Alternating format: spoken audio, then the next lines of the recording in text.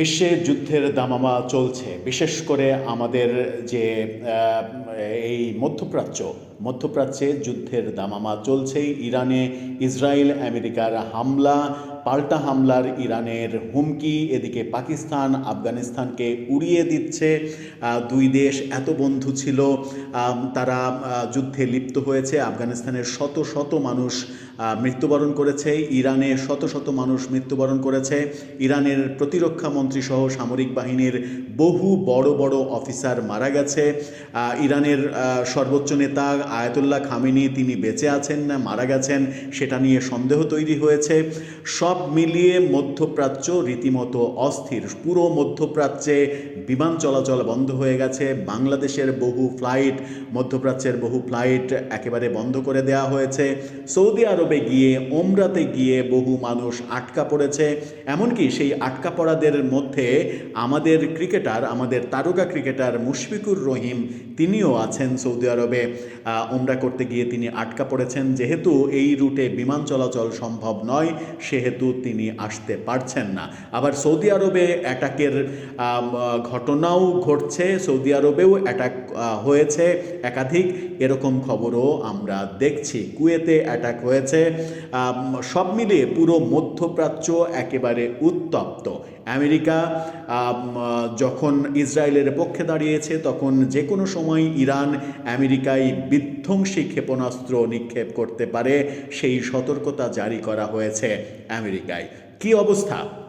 যখন সকালে এই আলোচনা করছি, তখন গত রাত পর্যন্ত এই যুদ্ধগুলোর আপডেট কি ছিল, বিশেষ করে ইরান আমেরিকা যুদ্ধের, ইরান আমেরিকাই বলা যায়, ইরান ইসরায়েল না বলে এটা তো আমেরিকার ইন্ধনেই হচ্ছে, সেই যুদ্ধের কি অবস্থা হচ্ছে, শেষ পর্যন্ত কোন দিকে যাচ্ছে, এর ফলে বিশ্ববাজারে তেলের ভয়াবহ সংকট তৈরি হয়ে আমাদের দেশেও তেলের সংকটে পড়ব কিনা, তেলের দাম হু হু করে বেড়ে যাবে কিনা, এই আশঙ্কাগুলো তৈরি হয়েছে তখন সেই আলোচনা করে বোঝার চেষ্টা করি। চলুন, কি হচ্ছে মধ্যপ্রাচ্যে, যুদ্ধের কি অবস্থা, এই যুদ্ধ কি থেমে যাওয়ার কোনো সম্ভাবনা আদৌ আছে কিনা। থাকবেন পলিটিক্স টিভির নিয়মিত আয়োজনে।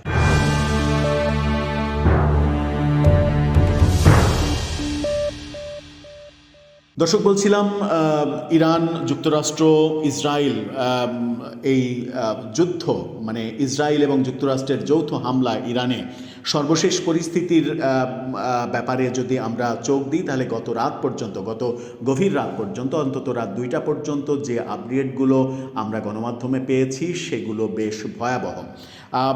এনটিভির শিরোনামটা দেখে নিন। সেখানে বলা হচ্ছে, ইরানে যুক্তরাষ্ট্র ও ইসরায়েলের হামলা, সর্বশেষ পরিস্থিতিতে বলা হচ্ছে যে ইরানের বিভিন্ন লক্ষ্যবস্তুতে একযোগে হামলা চালিয়েছে ইসরায়েল। এর প্রতিক্রিয়ায় ইসলামী প্রজাতন্ত্র ইরানও মধ্যপ্রাচ্যের বিভিন্ন অঞ্চলে ক্ষেপণাস্ত্র হামলা চালিয়ে পাল্টা জবাব দিচ্ছে। যেমন কুয়েতে তারা বিমান ঘাঁটিতে হামলা চালিয়েছে।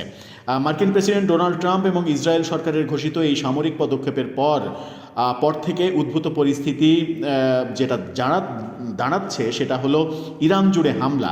তেহরানের আকাশে ধোঁয়ার কুণ্ডলী দেখার মধ্য দিয়ে এই যৌথ অভিযান শুরু হয়েছিল। ইসরায়েল একে একটি প্রতিশোধমূলক হামলা হিসেবে অভিহিত করেছে। হামলার পরপরই ট্রাম্প তার ট্রুথ সোশ্যাল প্ল্যাটফর্মে একটি আকস্মিক ভিডিও বার্তায় জানান, আসন্ন হুমকি নির্মূল করার লক্ষ্যে ইরানে মার্কিন যুদ্ধাভিযান শুরু হয়েছে। ইসরায়েলি সামরিক বাহিনী জানায়, তারা তেহরানে ইরানি শীর্ষ কর্মকর্তাদের সমবেত হওয়ার স্থান এবং ক্ষেপণাস্ত্র উৎক্ষেপণের কেন্দ্রগুলো লক্ষ্য করে হামলা চালিয়েছে। তারা আরও জানায়, এই হামলার পেছনে মিত্রদের কয়েক মাসের যৌথ পরিকল্পনা ছিল।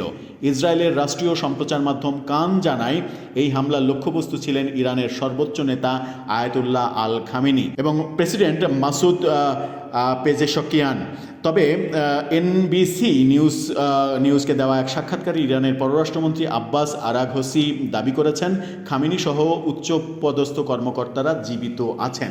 এটা নিয়ে কিন্তু সন্দেহ তৈরি হয়েছে যে খামেনি জীবিত আছেন কিনা। ইরানের প্রতিরক্ষা মন্ত্রী সহ ঊর্ধ্বতন অনেক সামরিক কর্মকর্তা এরই মাঝে নিহত হয়েছেন। সবচেয়ে ভয়াবহ হামলার খবর পাওয়া গেছে দক্ষিণ ইরানে মেয়েদের একটি প্রাথমিক বিদ্যালয় থেকে। বিচার বিভাগের ওয়েবসাইট মিজান অনলাইন জানিয়েছে সেখানে ইসরায়েলি হামলায় অন্তত 85 জন নিহত হয়েছে। ক্ষেপণাস্ত্র এবং ড্রোনের ঝাঁক দেখা গেছে ইরানের আকাশে। যুক্তরাষ্ট্র এবং ইসরায়েলের হামলার জবাবে ইরানের বিপ্লবী গার্ড বাহিনী ইসরায়েলের প্রথম দফায় ক্ষেপণাস্ত্র এবং ড্রোন হামলা চালায়। পাল্টা হামলা ইরান চালিয়েছে। পাশাপাশি তারা বাহরাইনে অবস্থিত মার্কিন পঞ্চম নৌবিহার এবং উপসাগরীয় অঞ্চলে অন্যান্য ঘাঁটি লক্ষ্য করে হামলা চালায় বলে জানানো হয়েছে। ইসরায়েলি জরুরি পরিষেবা মগেন ডেভিড অ্যাডাম জানিয়েছেন তারা দেশের উত্তরাঞ্চলে ক্ষেপণাস্ত্রের আঘাতে আহত এক ব্যক্তিকে চিকিৎসা দিয়েছে। উপসাগরীয় অঞ্চলে একে একে বিস্ফোরণ শুরু হয়েছে। পুরো উপসাগরীয় অঞ্চল জুড়ে বিস্ফোরণের শব্দ শোনা যাচ্ছে।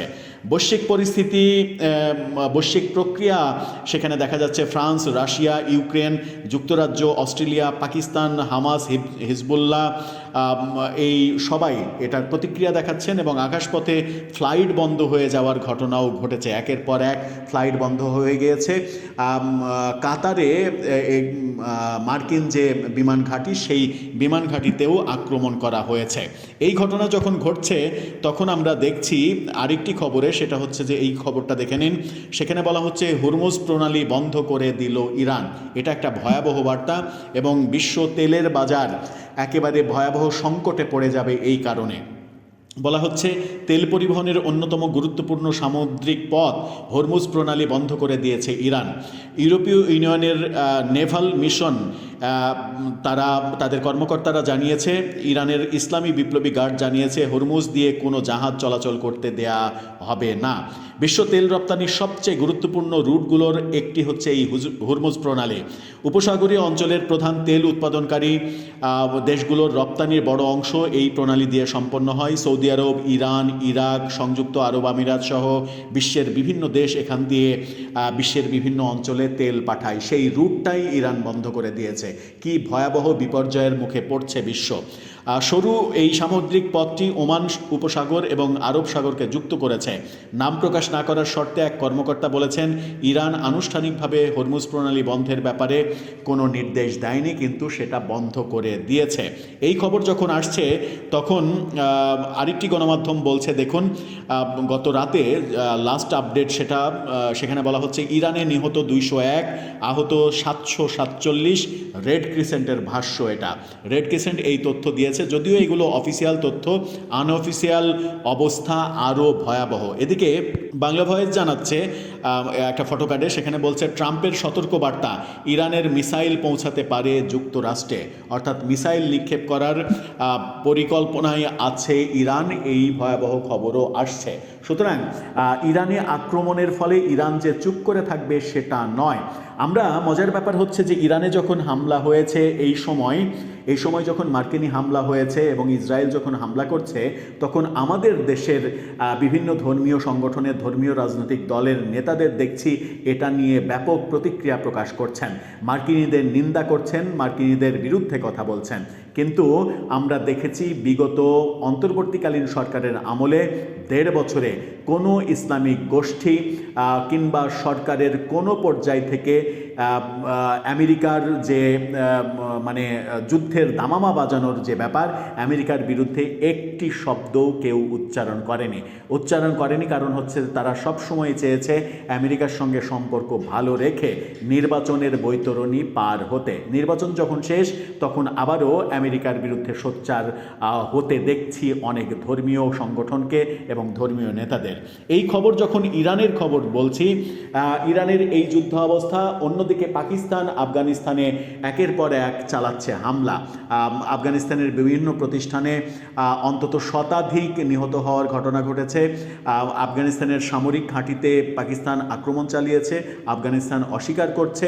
কিন্তু এরই মাঝে তাদের এই যুদ্ধটা আরও অনেক বড় আকারে পরিণত হয়েছে। সেখানে পাকিস্তানকে ইন্ধন দিচ্ছে আমেরিকা। যে আফগানিস্তানকে একসময় আমেরিকা বুকে জড়িয়ে নিয়েছিল, যে আফগানিস্তান আমেরিকার অনেক বড় বন্ধু ছিল, সেই আফগানিস্তানের এগেনস্টে এখন পাকিস্তানকে আমেরিকা ইন্ধন দিচ্ছে।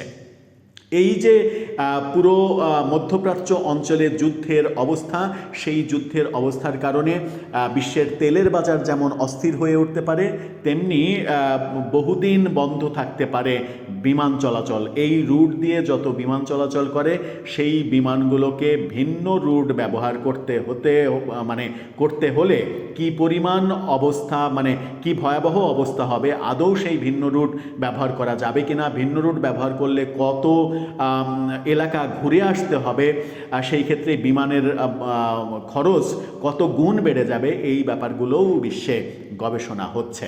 সব মিলিয়ে ইরানের এইবারের যে হামলা, মার্কিন হামলা এবং ইসরায়েলি হামলা, এই হামলা বলে দিচ্ছে এই যুদ্ধটা দীর্ঘস্থায়ী হতে চলেছে।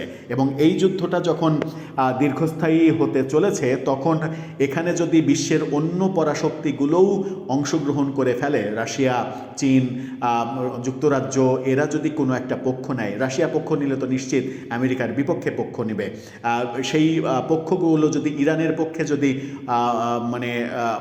আরও বড় বড় দেশগুলো যদি অবস্থান নেয়, তাহলে যুদ্ধটা কোন ভয়াবহ দিকে যাবে সেটা কল্পনা করাটাও মুশকিল। দর্শক, আপনার কাছে কি মনে হয়, এই যুদ্ধটা কি থামবে?